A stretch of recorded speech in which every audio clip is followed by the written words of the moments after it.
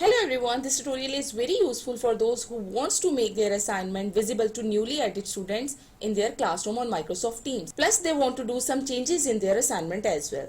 So let's get started from here. First of all, we will click on Microsoft Teams and we will go to the respective class. When this window will get appear, there is an assignment tab. You will click on the assignment tab. It will take some time. All your assignment are visible here because this is a teacher interface.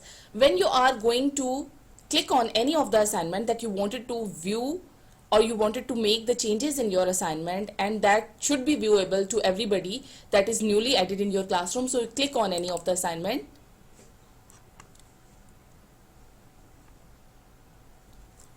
You can see the students' names are here who turned in or who have viewed the assignment. But few of the students have not seen your assignment just because they are newly added.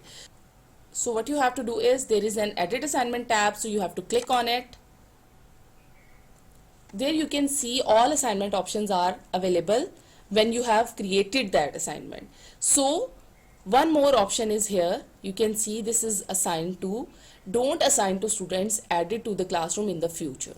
So we have to go to this edit.